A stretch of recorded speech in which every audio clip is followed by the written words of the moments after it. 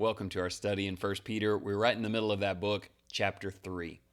Peter encourages wives to submit to their husbands through respectful and pure behavior, focusing on inner beauty rather than outward appearance.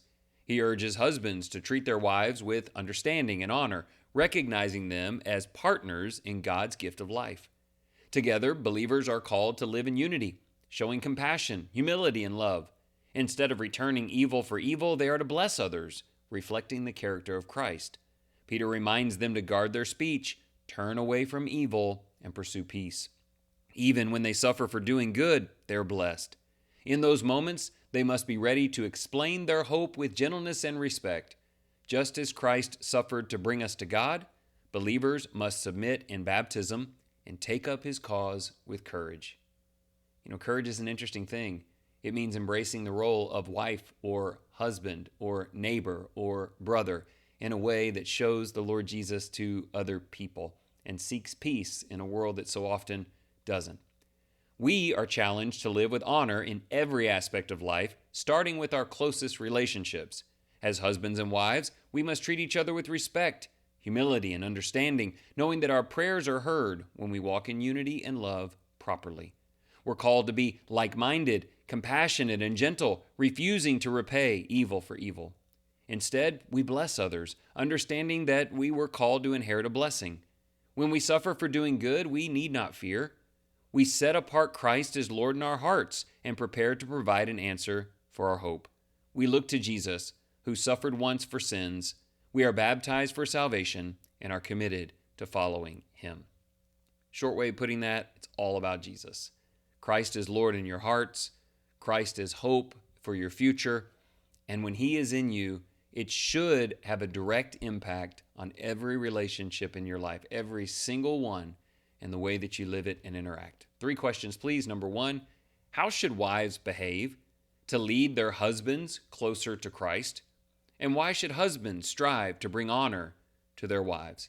So we cover both ends of the spectrum there. This text talks about a wife who's a Christian and a husband who isn't, and how she can appeal to him. And then it talks to husbands about the way that they lead their wives. For each one, what are some things that we need to think about today? Question 2, what qualities and choices can you bring to all relationships to strengthen them? What if the other person does something unkind to you? What we're getting at here is there are some great principles in the middle of this chapter that will help every relationship. Verses 8 and 9, no matter who it is, it'll make it better if you employ these things, and maybe especially where the relationship is flawed in some way.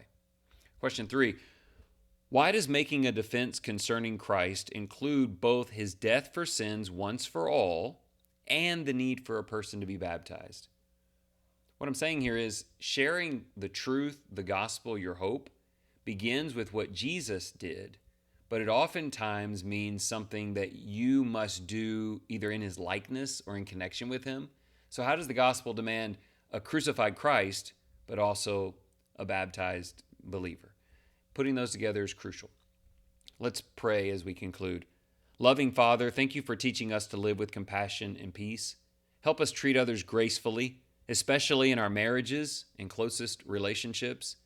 Teach us to respond to insults with kindness and to turn away from evil in both word and deed. Fill our hearts with courage so that we may share the hope we have in Christ with gentleness and respect. When we face suffering for doing what is right, remind us of Jesus, who gave himself to bring us near to you. May we follow our conversion with a life full of service to you in good conscience. Once you've been converted to Christ, you live out in his image in good conscience. I just love this idea of please remind us of how Jesus brought us to you, Father, because that may be a similar way that he wants you to help bring others to him. Thank you for listening today. I hope you have an amazing day.